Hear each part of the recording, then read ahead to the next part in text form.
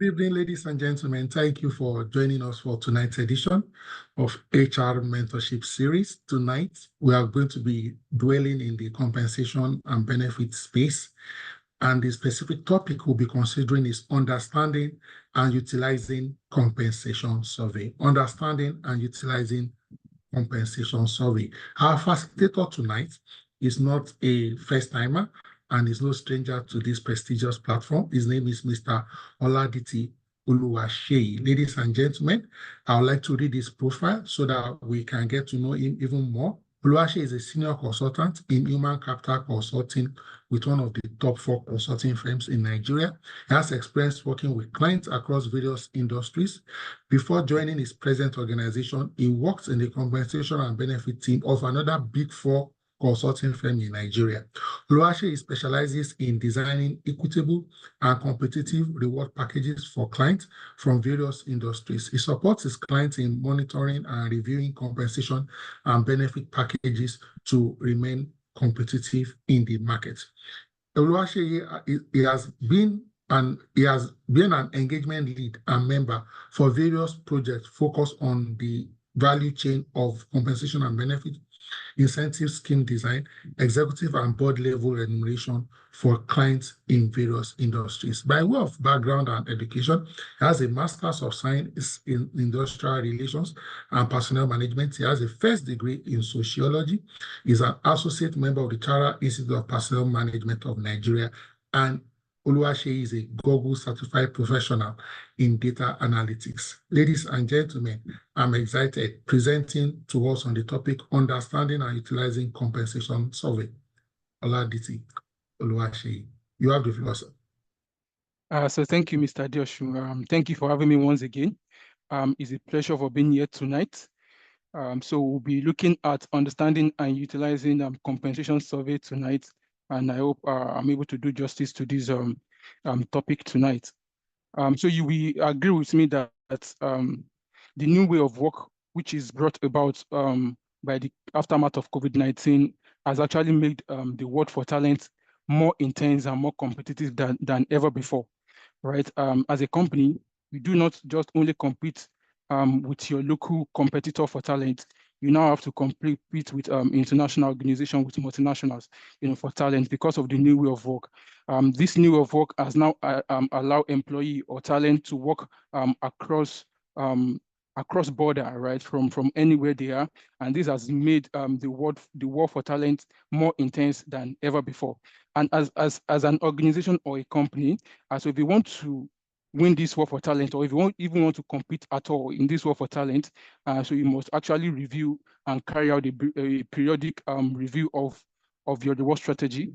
And to do this, you need to have access to accurate and up-to-date pay information from the market.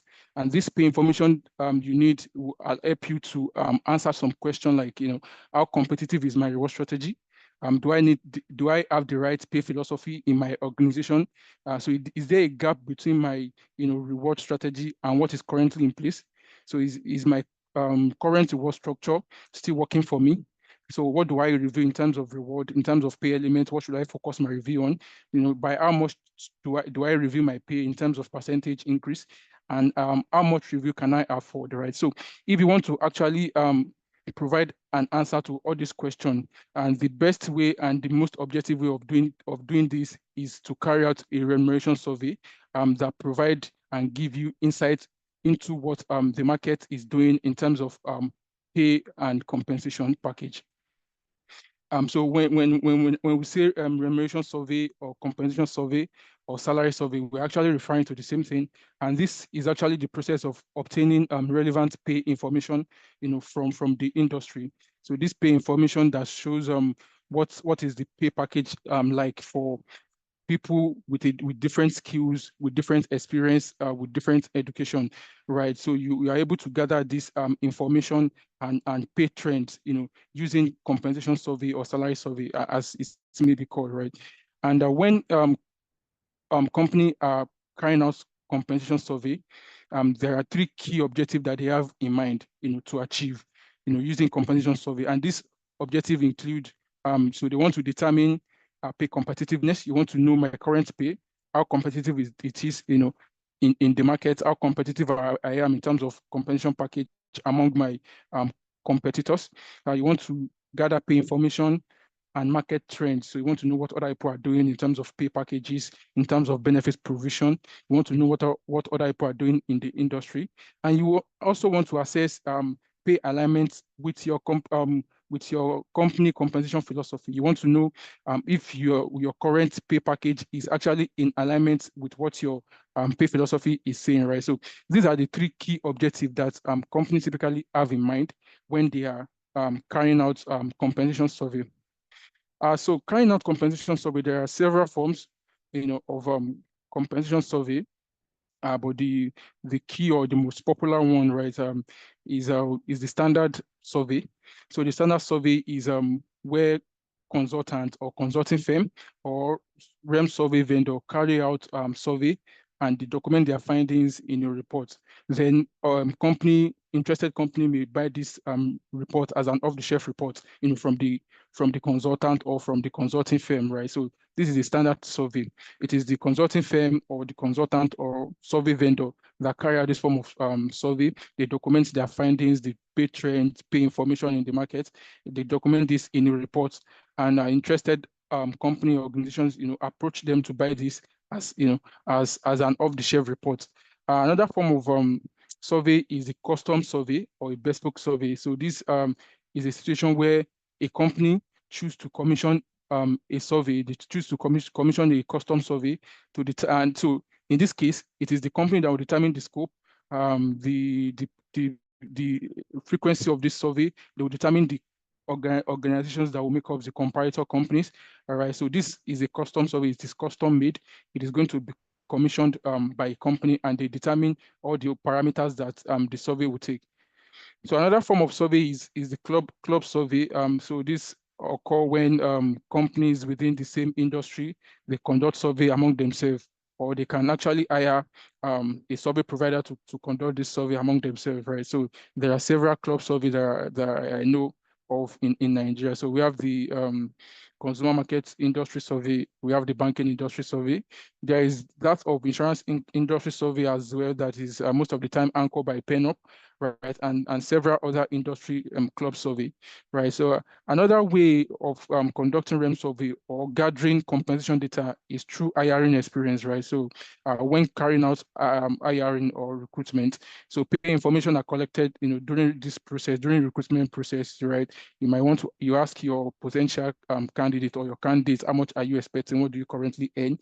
Where you are, right? So you can actually put together this information, pay information in the market, and it can actually form the basis of your data gathering for compensation.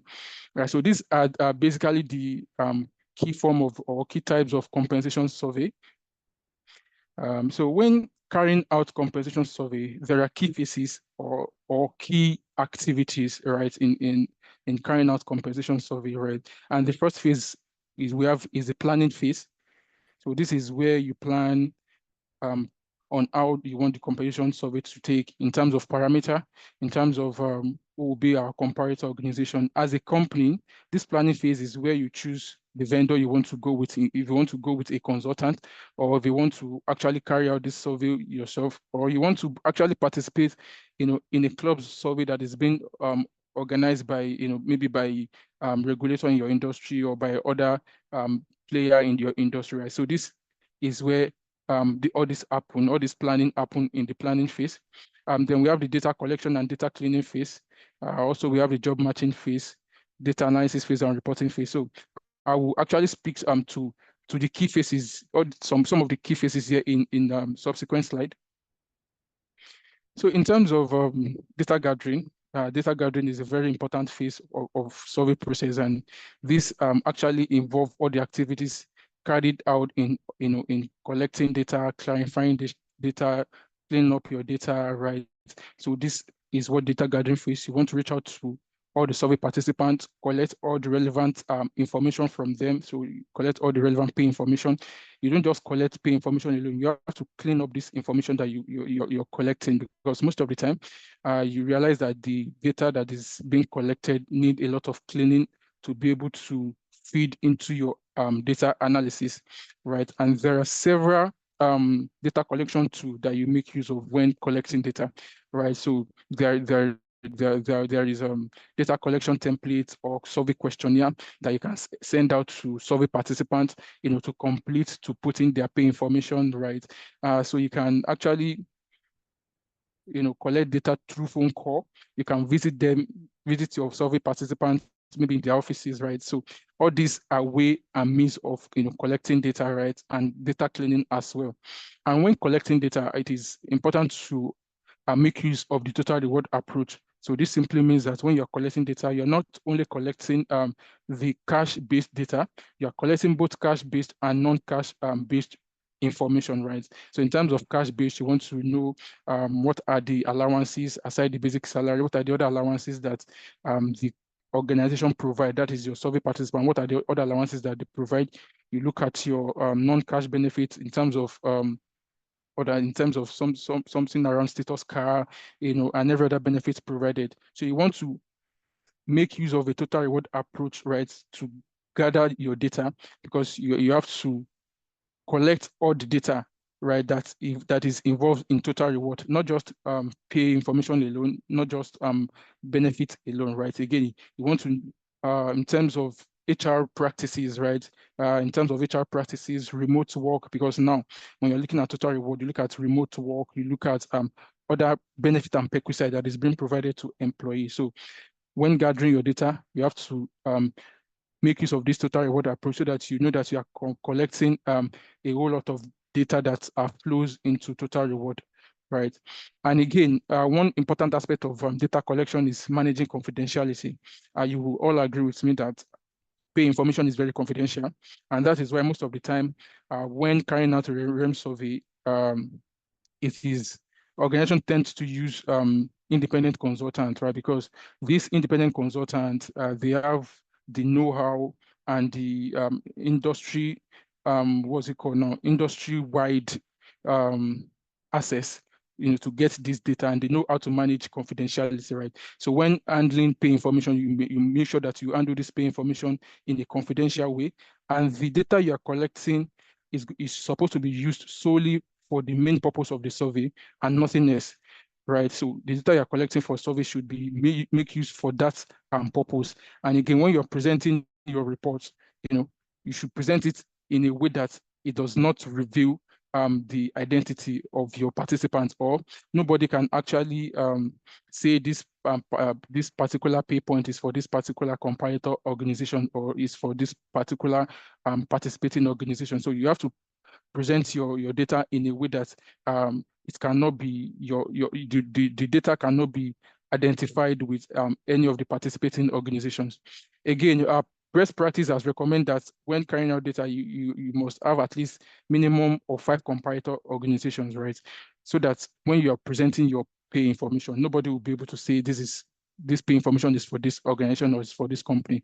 Imagine you only have data from 2 comparator organizations. There is no way you want to present it that people will not still be able to say, is that this data is either for this person or for this person, right? Because it's just 2. So best practice suggests that you have at least 5 comparator organizations to be able to carry out a proper compensation survey. So I mentioned earlier around total reward, total cost of employment, total compensation, right? So these are the main category of total reward, and these are different elements that falls under each of these category.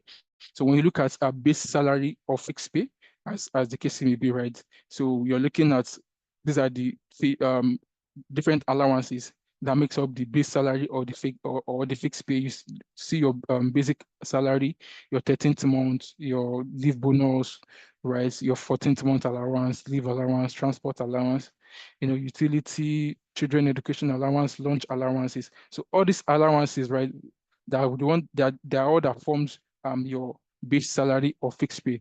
So in terms of benefit provision, right? So there is benefit and perquisite, and there is retirement benefit. So in terms of retirement benefit, you see your pension and gratuity. And so in terms of other benefits provided, benefit perquisite, so security guard, maybe for for the senior executive level, canteen facility and lunch.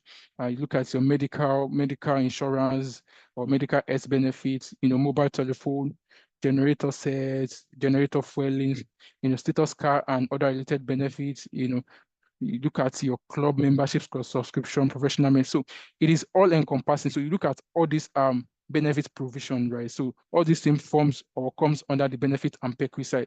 Then there is the short-term incentive. So this is pay at risk or variable pay, right? And short-term incentive is actually dependent on individual performance or corporate performance, right? And there are various forms of short-term incentive. We have the individual performance bonus, you have the corporate-wide performance bonus. There is a form of profit sharing. There is a sales bonus, which is for the sales team, and there is pay for performance, right? So all these and more are what makes up the total cost of employment, or the total reward framework, right? And you are collecting all this information about all this when carrying out survey. So you are collecting information around the fixed pay, the total salary, and every other allowances that fall under the fixed pay. So you are collecting information around the benefits and PQ sites, right? And it is important to note that when conducting salary survey, you're actually looking at the annual figure. So you're collecting annual pay, right? So your basic salary should be annual, your 13th month should be annual. So in terms of benefits also, you're looking at annual. Some of the benefits you have to attach or apply values to this. For instance, if you're taking status car, for instance, and if the actual cost of the car is around 50 million, I've said that you're looking at the annual value, right? So if the car is amortized over 5 years, for you to derive the annual value for that car, so you have to divide the total cost or the total value of the car by the amortization period or amortization year period, which is 5. So for instance, for this example that I say, this total value of the car is 50 million and it is amortized over 5 years. That means you have to divide your 50 million by 5, which will give you 10 million. So 10 million is the annual car value, right, for in this case. So every information you are getting is the annual value for your compensation survey. Yeah, so another very important phase or aspect of compensation survey is your job matching. So job matching is this carrying out job matching makes you to be sure that you are comparing apple with apple. So job matching is basically the process of comparing the company's grade level to the survey benchmarking. So you are matching the grade level in the participating organization against a predefined grade level for the survey. So we call them survey grade level, right? So and there are some factors that you consider in matching the grade level from the comparator organizations or participating organization to the survey grade level. So, and these factors include, so you are looking at the company structure, you are looking at the size of the organization. So if you're looking at size, for instance, I'm sure that you agree with me that a manager in a big firm, or in a manager in a big firm that has over 50 people reporting to him or her cannot actually be compared with a manager in a small firm that just manages 2 to 3 people, right? In terms of nomenclature, they are both managers, but in terms of roles and responsibility, they are not the same. So you look at the size of the organization, you look at reporting line, you look at year of experience, you look at scope of responsibility for this role and or grade level. So all these factors are what you're going to consider, in job matching. So this factor will influence where you want to place a particular job or a particular grade level in your survey benchmarking grid, right? And when conducting job matching, there are typical information that you need for your job matching, and this information includes the JDs, so the job description. You need the JDs for your job analysis. Is the JD that will show you what the role entails, what are the key activities that this role undertake, what are the key things that this role or this position will do in terms of people specification, in terms of, so what year of experience does this role require, what level of education does this role require. So all this information is going to be gotten through the JD. Also, you need the organogram, right? The company organogram is what shows you the reporting relationship in the company, right? So who reports to whom, who are the direct report to this particular or this particular grade level.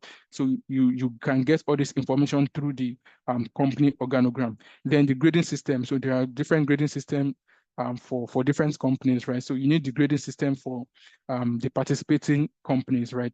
For job matching purpose. Then you also need the career progression. You want to know what's the career progression like in all the comparator company. In some cases, some people they spend 2 years on a particular grade before they are being promoted to other level. Why in some cases, some companies just 1 year, and some cases it could be 3 years, right? So if I'm taking an associate, for instance, an associate grade, where in one company the person just spend 1 year on an associate grade before the person is promoted to a senior associate. But in other company, you have to spend like 3 years on associate grade before you have been promoted to a senior associate, right? So you look at all these factors, right, to be able to place all these the grade level or rules, right, into your survey grade level appropriately. And when carrying out job matching, there are various forms of job matching, right? So do you want to benchmark by grade level? So if the survey is going to be by grade levels, that means your job matching tool is going to be by grade level. So you are comparing grade level across the comparator organization or participating organization. So or is your survey going to be by function?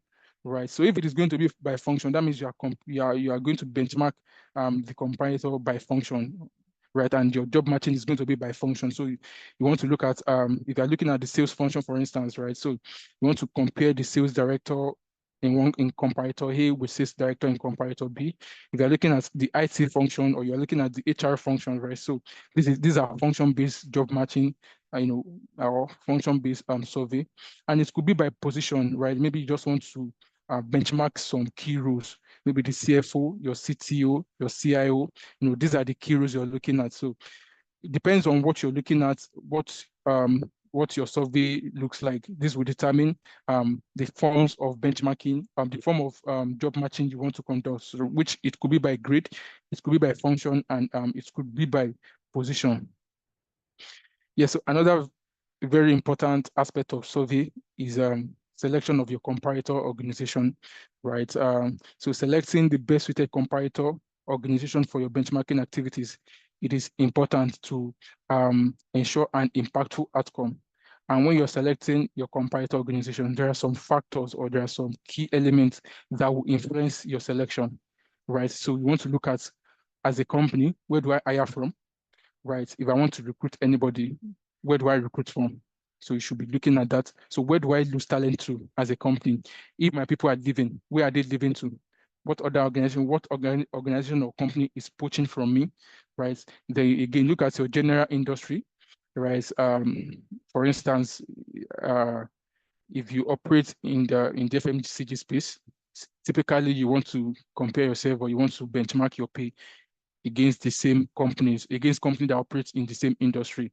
Again, you want to look at organizations with similar skills, right? So which company has similar skills, which company makes up similar skills, as myself, right, as a company. So these are the places you can go to poach from.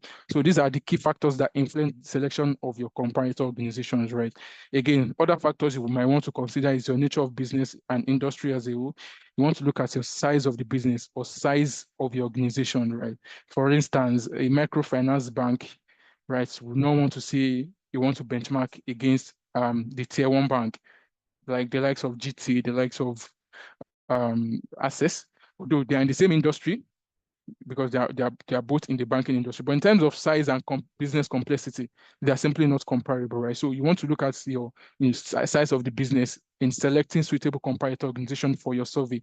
Then you look at the maturity of the business too, right? A business that has been in operation for over 50 years, you're right, should not say you want to compare your pay with, or you want to benchmark pay against business that has just been established maybe just within 5 years. So this will not be a suitable comparator for your organization in this regard.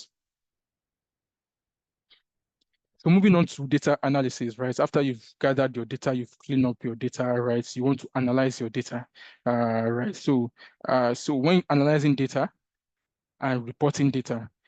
So market benchmarking are typically reported in percentile, right? So you see percentile spread when you're getting reports, you see percentile spread for various compensation elements. And this is because in order to, for confidentiality sake, right? So you want to present your data in percentile spread. So percentile spread is more like a pay range, from the 0th percentile, which is the minimum pay, to the 100th percentile, which is the maximum pay in the market, right? So you have the other key percentile, you have the 25th percentile. So this level actually shows level which is below the 25% of the market point. So if, for instance, your current pay ranks as the 25th percentile, that means you're doing better than like the 25% of the market, while the other 75% of the market is doing better than you in terms of pay, right? So you see the market median, also market median, you see the market average, right? You see the 75th percentile and 90th percentile. And as I've said earlier, right, this percentile spread is like a pay ranges in the market, right? So if you're picking to say a manager grade, for instance, so you see the percentile spread, a manager grade, and you are taking fixed pay elements. So you do percentile spread, for this manager grade, which shows the minimum pay, 0 percentile, and the maximum pay. Then you see the key percentile in between, right? So also during data analysis, you notice what we call compare ratio. So compare ratio actually indicates the company level of competitiveness, compared to the market median. So the compare ratio is showing how competitive the company current pay is, right?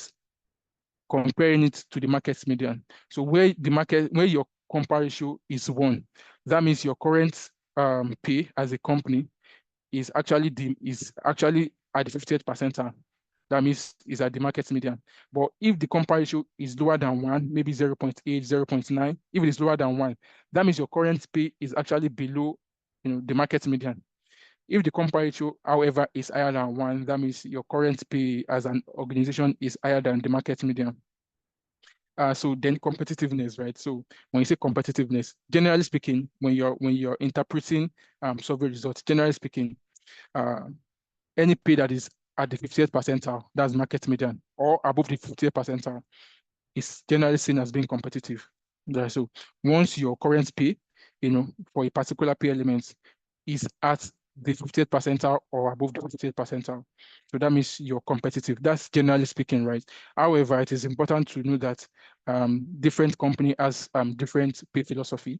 So your pay philosophy typically states where you want to anchor pay or where you want to play in the market, right?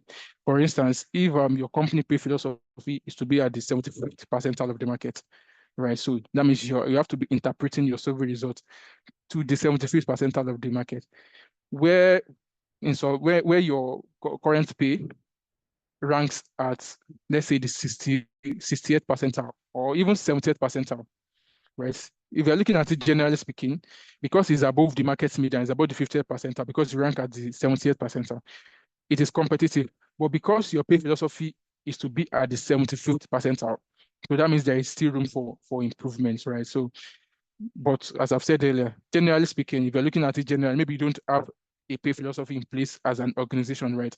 So you want to look at competitiveness from 58th percentile of the market. So once you're at the 50th percentile of the market or above the 50th percentile of the market, you're seen as being competitive. So interpreting survey results, when you're interpreting survey results, your survey results should be interpreted, based on some of this consideration, right? So I think I've said this earlier, reference to the market median or market average, right? So generally speaking, you want to compare your pay to the market median because that's like the middle of the market. What this simply means is at 50th percentile, you are doing better than half of the market, while the other half is doing better than you, right? So generally speaking, competitiveness is at the 50th percentile, and you want to actually review your pay or compare your pay to the market median or market average. Then again, another thing to consider is you have to compare your actual position with your pay philosophy, right? I've mentioned earlier, your pay philosophy actually determine where you want to anchor pay to in the market, right? I've seen I've seen several organizations with several pay philosophy. Some want to anchor pay at the upper decile of the market. Upper decile is from 90th percentile and above, right? They want to play at the top of the market, right? So in this case, even when the company pay is ranked at the 80th percentile of the market, but because it's still lower than 90th percentile, that means you're not really doing well in quote. There is room for improvement. And I've seen cases where companies just say they want to play safe, they want to play at the first quartile. The first quartile is from 0th to 25th percentile, right? So they want to play at the first quartile. They don't want to go beyond the 25th percentile of the market, right? So your pay philosophy will determine how you want to interpret your survey results and where you want to anchor your pay on, based on the survey results. So another important thing to consider when interpreting your survey results is the organization size and complexity. Generally speaking, bigger organizations tend to be able to pay more than smaller ones, right? So if you are a big organization, then your pay philosophy should be to actually anchor your pay at the upper decile, right? Top decile of the market. You want to lead the market. You want to be positioned at 73% of the market and above, right? Because you're big. But if you're still very small in terms of size and complexity as a company, right? So you might want to play safe, maybe play between this second quartile, that's between 26th percentile to 50th percentile of the market, right? Or you just want to play at the market median, right? So say, okay, I don't want to lead the market, and at the same time, I don't want to lag behind. So I just want to play at the market median, right? So you need to consider the organization size and complexity, right? Because this will actually determine sustainability. Yes, if you think currently I can afford to increase my pay, or I can afford to anchor my pay to the 75th percentile of the market, but in the next 3-4 years, will you still be able to afford this pay? Right. So when trying to acquire pay, or determining your pay philosophy, you need to look at affordability, right? And generally speaking, bigger companies tend to be able to afford more pay, compared to smaller companies. So another key thing to consider when interpreting your results is so you need to compare the current survey results with that of the prior year, or compare with survey results from other vendors, right? So some company actually have, as part of their reward strategy, to conduct more than one survey result every year. So they conduct like 3 to 4 survey results from different vendors every year, so that this will help them to actually compare results from various vendors, right? To be sure that the data is valid, right? And they are making use of the right pay information. Also, you may want to compare this year result with that of last year, right? This will give you insight into how the market has moved, over the year, right? You see the pay trend, how the market have moved. So the market has moved by this percentage. Last year, maybe for this particular row, the fixed pay is 50 million, but now the fixed pay is 65 million. So you can see that the market has moved. So by what percentage has the market moved? So you may want to do that comparison, right? So when interpreting your result. And other factors to consider is so what pay element do you want to improve on, right? Because survey results will typically show you how you are currently doing as an organization in the different pay elements. So in terms of fixed pay, where do you rank? In terms of benefits, where do you rank? In terms of incentive provision, where do you rank, right? So then you might want to determine to say, okay, even if you are not doing well in all the pay elements, you might want to say, okay, for now, I just want to focus my pay increase, on the fixed pay, because it's the fixed pay that will help me to attract the right talent, right? So I want to focus my pay increase on the fixed pay. Or you can even want to say, yeah, I want to focus on benefits, right? I don't have the cash, to throw around for now, but I want to focus my pay increase on benefits provision. So you might want to provide more benefits, especially to your maybe senior management team. You might want to provide several benefits, like accommodation, security, right? You want to do status car, right? Or you might want to even promote a pay for performance culture within your organization. So that means you want to focus on incentive scheme, right? Saying that if you help me to grow my business to this particular level, this is what is in it for you. You want to reward performance, right? So you need to make that decision to say, what pay element do I want to enhance? What pay element do I want to improve on, right? So when interpreting your survey results. Another thing to consider is what is the gap of each employee grade level from the desired market position, right? Because what survey result will show you is percentile spread and pay ranges for each of your grade level, right? Depending on the type of survey, if it is grade-based survey, right? So it will show you the the ranges for each of the grade level and how you rank, right? So you want to see what is the gap for each grade level, right? If your pay philosophy is to be at the 75th percentile, for manager grade, right, you might rank at 68th percentile. For senior manager grade, you might be at the 78th percentile, right? For maybe assistant manager, maybe it's at the 30th percentile. So you want to look at each grade level and how far behind are they, to your desired market position, or in some cases, you can be doing above, your pay philosophy. So you want to look at, so how well am I doing above my pay philosophy for each of the grade level, or how far behind am I, for each of the grade level. Then another thing to consider is what is the cost implication of bridging the gap. Yes, if you say you want to do pay increase based on the survey results, you want to increase pay. So what is the cost implication? So you have to carry out like a wage bill analysis that will show the simulation of cost that it will take for you to move your current pay to your desired position, right, in the market, right? So you have to look at what is the cost implication. And again, I think I've mentioned this earlier. Affordability is key. Yeah. So yeah, you might be able to say, I want to move this current pay. I want to move my pay to this current level now. But you have to do like a forecast in the next 3, 4, 5 years. Will I still be able to afford this kind of pay, right? So that's sustainability and affordability is very key, right? So that's what we have on the fourth point here. Yeah. So this is just a sample percentile spread, right? For a survey. This is what a survey result will look like in terms of percentile spread. So this can be fixed pay, it can be benefit, or it can be total cost of employment or whatever, right? Right. So this is what survey result looks like. So you have your survey level here, you have a survey level, and you have your percentile spread from 0th percentile to the 100th percentile. So this is like the pay range, right?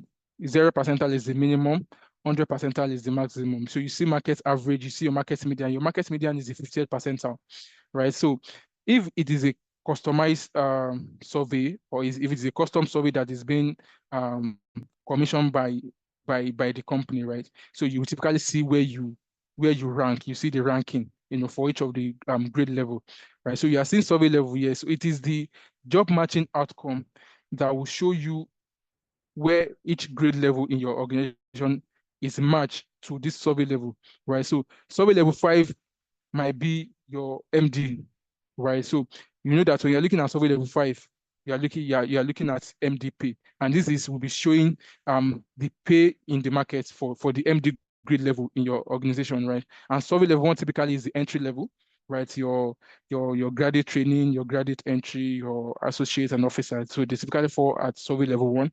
So that means that when you're looking at this percentile spread or pay range in the market, so you'll be looking at what other people are paying grade level that is equivalent to your entry level, right? So you might now want to compare what your current pay is and say, okay, maybe your current pay is actually 2 million for the graduate training. So you look at your 2 million. 2 million is actually below the 25th percentile, because 25th percentile is 2.2 million here, right? So this is just a sample of what percentile spreads looks like, and this is what you typically get in your survey results, right? Although the reports will throw more light. You see reports, you see trends, and the report will show you where you rank if it is a custom survey, but if it is an industry-based survey, so you typically may just see this like this.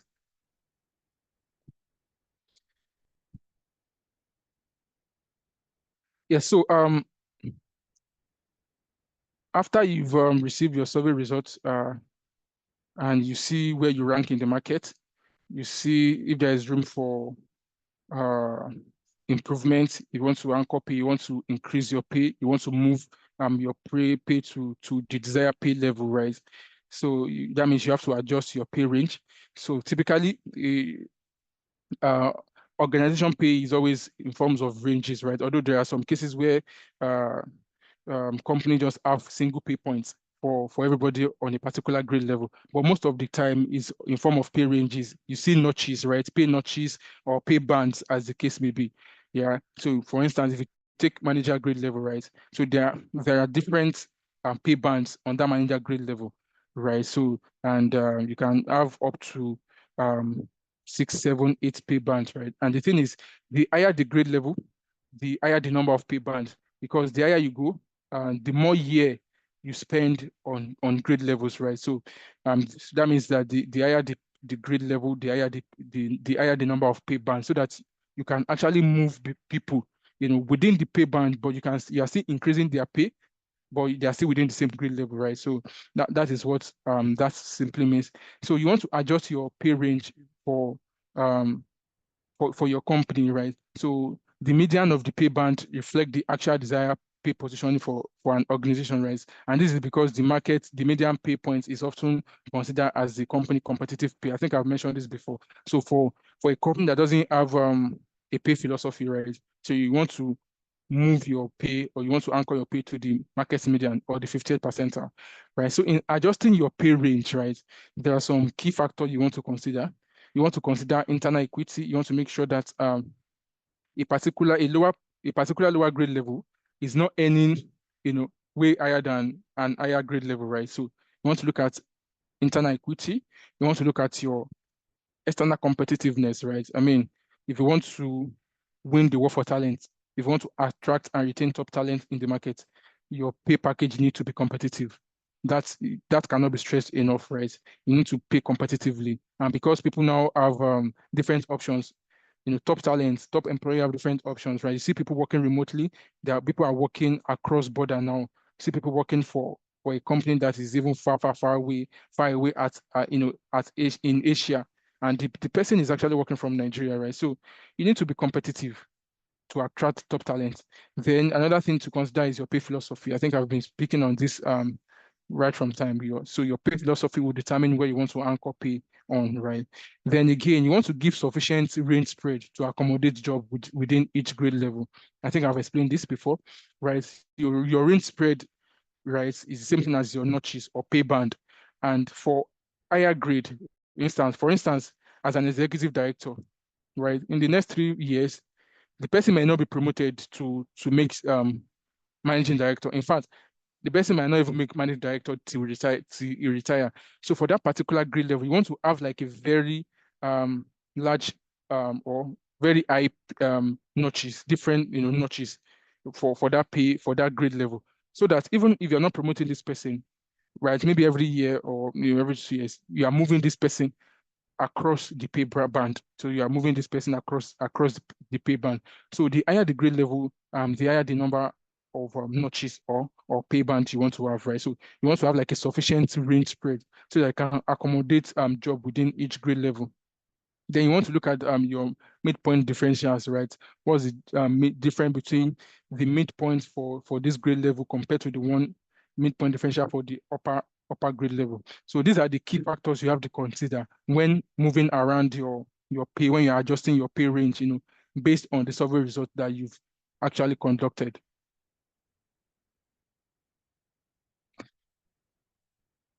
So when you're moving around your employee across different pay ranges, right? So there are different scenario, or there are different results that you may see, right? So you may see something around you see green circle, you see blue circle, you see red circle. So green circle are typically employee that their current pay is below the new minimum pay range, right?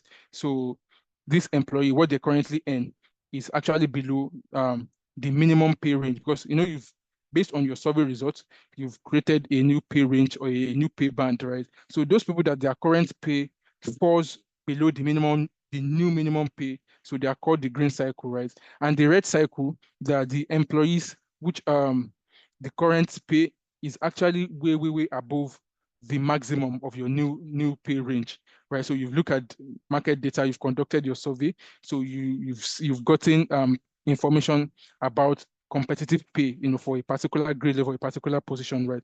And you've adjusted your pay range, based on this competitive pay. But in some cases, you still see some people that what they currently earn is actually way higher than the maximum pay range, right? That your new maximum pay range. So these people are tagged the red circle, and the blue circle are just people that their current pay is actually within your new pay range, right? So you have the green circle, those that their current pay falls below the new minimum pay range. The blue cycle, those that their current pay is within your new pay range, and the red cycle, those that their current pay is way higher than what their current pay is way higher than the maximum pay in the new range. So how do you manage the green circle and the red circle? Because these are the people that are typically showing that will give you issues, right? So in managing your green cycle, there are various ways you could manage the green circle employee. And the first way is moving all these people that fall within the green circle. We want to move their rates to the minimum pay band, right? Irrespective of the percentage increase that this might result to, right? So you might want to move them to the minimum of the new pay band, right? So you just move them. You don't want to even calculate the percentage increase, just move them, right? That's one way to handle this green cycle. Another way is to allocate pay increase for job, based on the market competitiveness, right? So it's more or less like the first one, right? You just want them to be competitive, right? So you might not want to move them to the minimum. Maybe you are moving them to maybe the second notch or third notches, right? For the new pay band, right? But you want to make sure that they are competitive, right? So you are moving them up, irrespective of the percentage increase that this may result to. Then the third way you can address the green cycle is to reevaluate the job, right? So we might want to carry out a job evaluation to determine the actual worth of this particular job, that has fallen below your current minimum pay, right? So we want to reevaluate this job, and the result of the evaluation might show that maybe you want to move this job to a lower grade level, right? To say, because what this person is actually doing is, this current person, what is doing should not fall to the current grade level that this person is. So you might want to demote the current job, right, to maybe a lower grade level, right? And this means that they will actually fall within the pay range for the lower grade level. So for the red cycle employee, right, as I've said earlier, red cycle employee are the people that their current pay is actually way higher than the maximum new pay, right? In terms of your new pay ranges, what they currently earn is higher than the maximum pay in the new pay range. So there are several ways to handle this case too. So you might want to do like a lump sum increase, right? So this will not actually form their part of their base pay, right? So it's not a percentage increase on their base pay or whatever. So you're just creating like a lump sum to say, because you don't want a situation where you increase everybody's pay and you're not increasing their own pay, right? So to do that, you can just create like a lump sum to say, okay, I'm creating like another allowance or a lump allowance to say, maybe you can say other allowances, right? Just give them the allowance so that this will also help you to manage your retirement benefits, right? This other allowance will not be part of retirement benefits calculation. That means you're not actually overpaying on retirement benefit. At the same time, you are increasing their pay. So you are creating like a lump sum to just say other allowance to increase their pay, right? So another way to undo this situation is to lower, the pay increase for this particular position or for this particular role, right? So you might want to adopt a gradual adjustment in pay range or in pay increase for this employee. So unlike doing like a instant percentage increase, to say maybe what you've done after this whole survey is to apply 25% increase across board to everyone. But for the rest cycle employee, because their current pay is even way higher than what you're supposed to be paying them, right? So you might just want to do maybe a 5% increase so that it doesn't look as if you do not increase their pay. So you just do this gradual increase over time. And before you know it, the market's pay will actually catch up, to their pay over time, right? Another way you can actually handle this is to have a pay freeze. So you are keeping the base pay or the fixed pay for this particular role at constant. You are not increasing it, no further increase, nothing. You're just leaving it the way it is. Although this may actually demotivate the current employee, because when your current employee that falls, to this grade level or this position, because when you're increasing every other person's pay and you just freeze this person's pay, so this may actually demotivate. And I think another way you can actually do this is to introduce pay for performance, right? Variable pay, right? Even if it is for senior executive management, you can introduce a long-term incentive scheme, right? To say, if you're able to help me to grow my business to this level, this is what is in it for you. So it can be in form of profit sharing, to say you get this percentage of profit, right? If you increase my revenue to this level, you get this percentage of profit.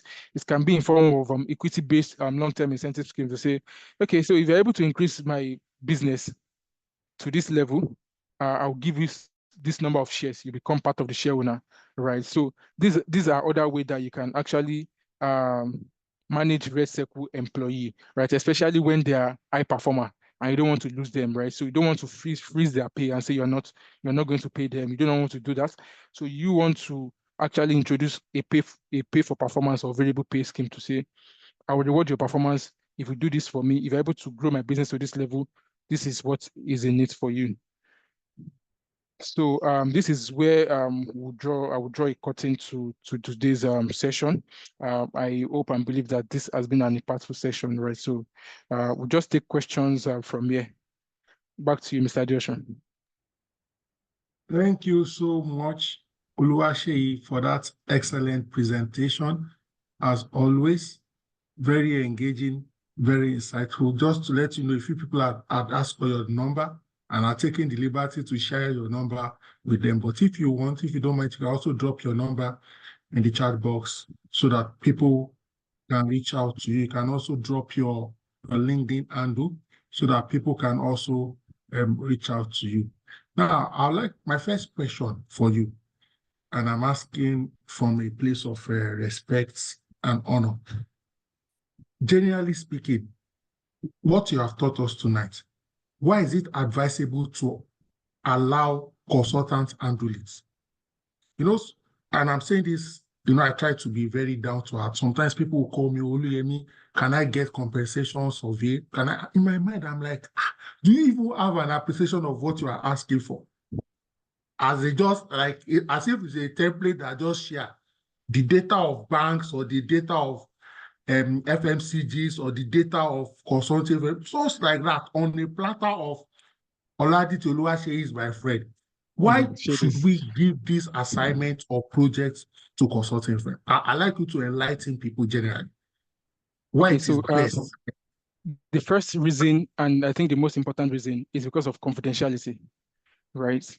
When you are dealing with pay information, survey result, this is confidential information, right? And it's not something that can just be shared anyhow.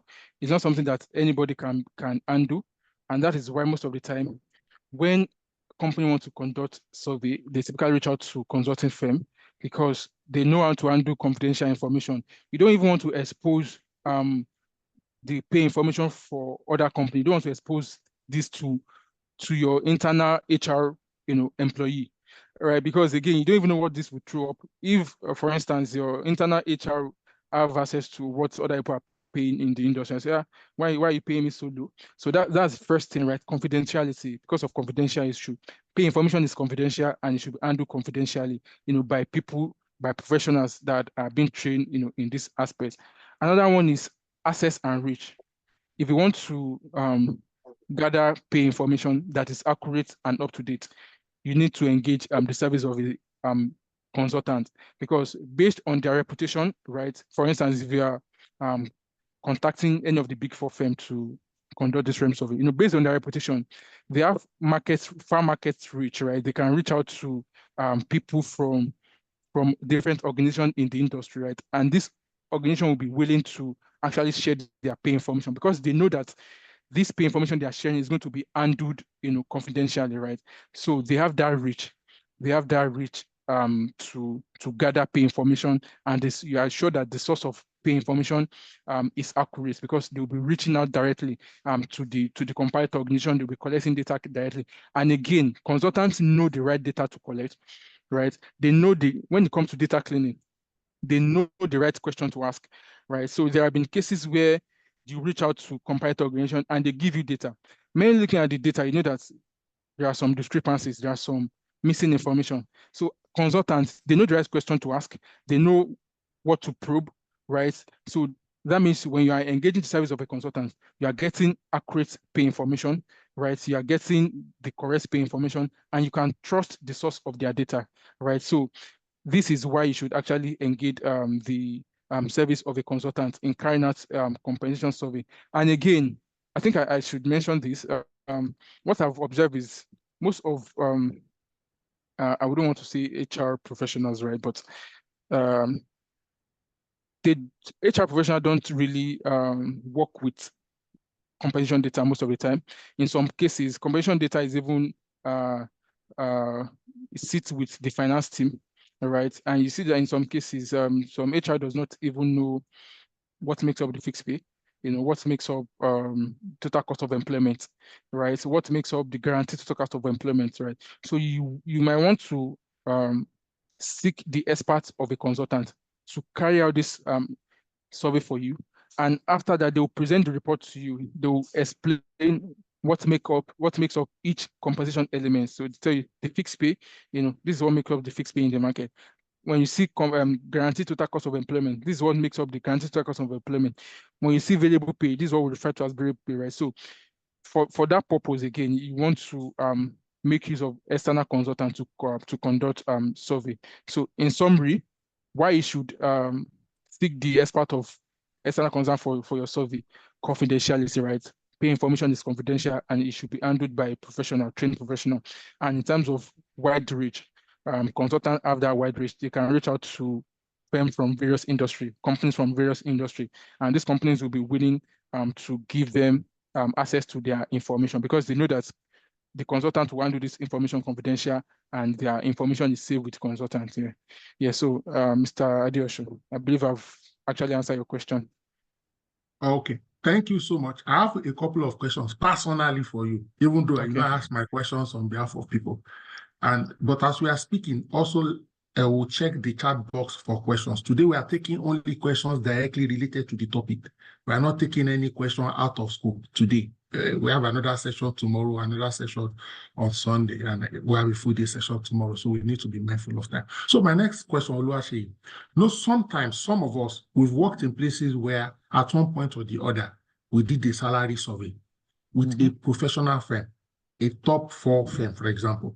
Maybe it was 3 years ago or 5 years ago. Convince us, why should we do another salary survey now? Can't we just age the one we did 5 years, apply maybe COLA, inflation, do some mathematics? What do you have to say? Sorry, I'm putting you on, but you are the market has industry. The market has moved. The market has moved. What is obtainable yesterday is not obtainable today. And that is the truth. You've seen cases where companies review their pay 3 times within a year. Especially, look at the current situation of the country, right? In terms of subsidy removal, in terms of cost of living adjustment, in terms of inflation, right? What is obtainable in the market is changing as fast as possible, right? I have seen this year alone, I know of a client that conducted 3 different surveys this year, right? They actually conducted 3 different surveys this year because the market kept moving, right? If you say you compare, you gather pay information last month, right? Before you know it, this set of comparator you collected data from, they've actually done peer review. Maybe at the point of collecting data from them, they are going through peer review, right? So before you know it, they've done peer review. So for you to bank on the survey that you've conducted 3 years ago, this year, you are not working with the right information, you're not working with the right data, right? So in terms of aging, I know you mentioned aging, right? Yeah, aging, you can age your data, right? But this needs to be done by professionals, right? And before you can age, before you know the percentage you want to apply on your data to age it, you still need to carry out a survey. It might not be a full-blown survey, but you want to reach out to the comparators that makes up the data to say, okay, in the last 2 years, what have you done? What increase have you done? So you can get this percentage. Say, okay, yeah, we did 20% increase last year.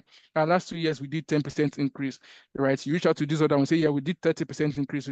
So it is this average increase, you put together to apply on your data, to carry out your data aging, right? So you still need an external consultant to actually reach out to all this comparator organization to gather information about their pay review, what have they done in terms of pay review. Then you can now get an average pay increase that you want to apply on your old report.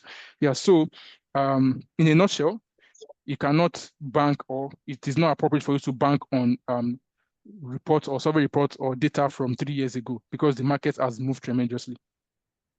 Okay, I still have one or two direct questions before we go to the chat box. Now, somebody is thinking in their mind right now that, oh, my company is small. We are SME or medium size company. Can we afford a salary survey? Okay, you can afford a salary survey, right? So there's different several vendors, right, that carry salary survey. If you cannot afford the big four, there are small vendors, small consultants that carry out right salary survey, right? So you might not want to go to big four, you might not want to go to the likes of so you might not want to go to the big four, right? Or you might not want to go to Mesa, for instance. Mesa is an international survey provider. You might not want to go to Mesa to conduct pay information because you cannot afford it. So you might want to leverage the other small consulting firm, right? So, and there are several of them in Nigeria, I can tell you for free.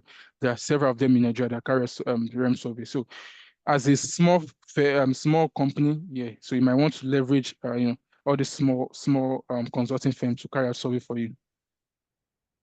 Fantastic. I have a question here from Marianne, and the question is, what step can one take to pitch salary survey to a company? In other words, you are the HR, you want to pitch it to your management to like pay or secure the services of the professional. How can you pitch it? So I think the first thing you can do, or the first thing you need, the first information you need is what is your attrition rate like, right? In the last 3, 4, 5 years, what is your attrition rate like? And your exit interview will show where these people are living for. So what organization are they living for, right? And so you can pitch that to your management team to say, look at our attrition rate in the last 3 years. This is rising. This has kept on increasing. Our people are living for the competitor. So you want to carry out a survey to know what are these competitors, what are they even doing that I'm not doing? Why are they poaching my top talent, right? So you want to put that information on the table to say, in the 4, 5 years, these are the number of people that has left to the competitor. So we need to carry out a survey to know what the competitors are doing that we are not doing, right? And again, I think at the beginning of my presentation, I've said that the new way of work has actually makes the war for talent. It's becoming so intense, right? If you want to attract the top talent that will move your business to the next level, if you want to act, you must pay competitively. It is a must. There is no gainsaying that fact, right? It is not negotiable. Yeah, in as much as culture is, yeah, your organizational culture is fine, people want to work with, but again, what are you bringing in terms of your value proposition? What are you bringing to the table, right? So you want to do a salary survey to know what is the trend, what are the competitors, what are they paying, right? So because you need to be competitive to attract the right talent, right? So you want to show that number, then you want to go to the management team to say, if we are going to attract these right people, if we want to attract the top talent that will move our business to the next phase, right? We need to conduct REM survey to know what people are doing in the industry so that when we are recruiting, we know what we are putting forth, right? So I've seen several cases where you are conducting recruitment exercise and what your recruitment budget is not even close at all to what the person is currently in. So how do you want to attract that you want to attract that kind of talent when your current when what you are offering is not even up to 70% of what the person is currently in. So you might want to you will need to conduct a REM survey to keep yourself abreast of what is happening, in the market, in the industry in terms of compensation package. So these are the things or key points you put forth. You look at your attrition rate, right? Put forth historical data on your attrition rate. You've been losing people. These are the company we are losing people to. We need to know what are these people doing? What are these companies doing that is making them to attract my top talent, right? And you say, again, we want to put forth the management team to say, if you want us to move this business to a higher level, right, we need top talent. And we are not competing with just our local competitor in terms of war for talent, right? So we are competing with multinational because of the new way of work. People stay in Nigeria now and work with company in China, work with company in Asia, work with company in Europe, right? We want to attract this top talent that will move our business to the next stage. We need to pay competitively. And the only way we can know what is a competitive pay is to conduct a REM survey. Thank you so much. Let me just quickly add something from one of my previous lives, something we did that worked for us with respect to this compensation and benefit survey. So when we are pitching it to the board, we told them that not only did we want to do compensation survey for the staff, we also wanted to do compensation survey for the board members. Of course, so we tied it together. And guess what? Some of them were also very curious to know, because some of them were first-time board members. So they even wanted to have a reasonable or fair idea. And guess what? When the thing came back, so it was, you can't do only the board now. You have to do for all of us. So we all won and we smiled. So we married the proposal together, and then we married the approval together, because it's one thing to get this salary survey done. It's another thing to get approval for increase. So most consulting firms, based on your pay philosophy and the percentile you have told them you want to pay, they will recommend. They may even recommend for different categories. You know, in some places you may be overpaying, some places you may be fine, some places may be. But it's now another thing for your management or board to now approve that recommendation. So you see, this negotiation capability is always ongoing, and the need for insights data, so that you are not being sentimental. Like, again, don't go to your management and tell them that, aren't you aware that price has gone up? And low. That will not work. That will not fly. It won't fly, because the next thing they will tell you is that the cost of production has gone up. Has gone up, yeah. So they will tell you that, where are we going to find money to pay for any improvement in welfare? So we must be clinical.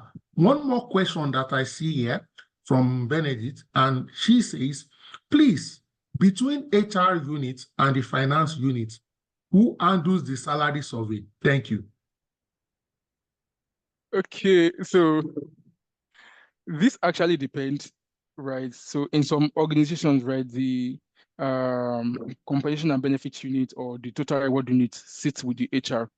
In some cases, right, the compensation unit is actually a separate unit on its own. And in some cases, the payroll information is being handled by the finance department, right? And again, I think I mentioned earlier, I've seen cases where, when it comes to number, the HR department they're not really conversant with numbers.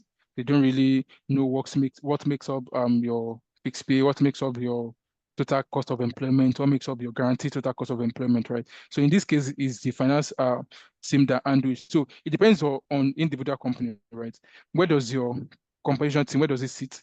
Your payroll, where does it sit, right? And again, and in some cases, it's being handled in conjunction with the HR in conjunction with the finance team, right? Because at times when we are gathering data, right, the HR will link us with their finance team, because it's the finance team that will provide all this pay information, right? However, when the result is out, when you are sharing your results, when you're sharing the survey results, you don't want to share the survey results with just any other person, right? You don't want to share. In fact, there are cases where you only share the survey results with the MD, right? And there are cases where you are just sharing with HR director and the MD, right? Because again, it is confidential, right? And again, you don't know what the survey result is saying. Maybe you're not even competitive enough at all.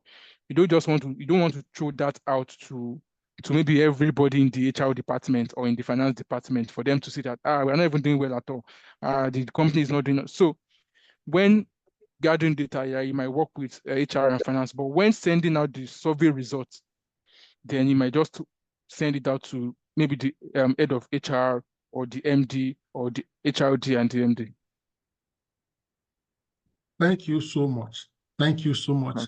Let me just check on a final note if we have any questions. Again, please, if you don't mind, you can type your phone number on the chat box so that people can reach you via DM or WhatsApp. You can also drop your LinkedIn if you prefer. Ladies and gentlemen, back to back, my brother, my colleague, Oluwase Oladiti has delivered. Again, I want to thank you for today's session, but I also want to thank you for last Friday's session, and thank you jointly and severally. You know, it's one thing to do a webinar. It's another thing to be able to do 2 webinars, 2 Fridays back to back.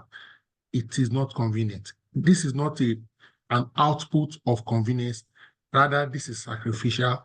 and you have taught very technical HR domain courses, very technical, things people literally pay for, and things that you are familiar with today because of the investments in your career over time. I want to thank you for your magnanimity and your generosity. Again, ladies and gentlemen, we get a lot for free. And I'm not saying this so that we can be grateful, but I'm saying this so that we can pay it forward. The things you know, there are people who don't know it that you can genuinely help. It can be your colleagues at work. It can be as simple as sharing the recording of this session with them, or our YouTube channel, Oluyemi Adeosun, with people to join. Please, it costs you nothing to help other people and be generous with other people. Just to also say upfront, on Sunday, next tomorrow, we're having another session on total reward philosophy. So we've been very intentional in the last 4 or 5 weeks. We've brought your way a lot of information, knowledge around the total reward, because some people see it almost like a dark box, almost like only a few elite HR pro can have insight, and you don't have to be handling payroll to have an appreciation of all of these things. Because when you know, you flow. Because of the information, you'll be able to, the entire HR domain is intertwined. So the more of a specific subdomain you know, the better you will be in the other subdomains that you even think you already know. Oluwaseyi Oladiti, on behalf of every one of us, I'd like to express our profound gratitude, appreciation to you. And we pray that God will continue to bless you and support you. We'll do more things together. Ladies and gentlemen, at this intersection, I would like to grant us the capacity to unmute so that we can say a verbal thank you. I want you to say it by yourself. I need Oluwaseyi to hear your voice tonight in the next few seconds. Thank you very much, Oluwaseyi. God bless you. Thank you very much. Thank you, Shay. Thanks a lot, So Oluwaseyi. grateful Thank for you your so time. much. Thank you. Well Thank you for your time. Thank you. Well God done. bless you. God bless you. God bless Bye. you. Thank you so much. Thank you. Thank you so much.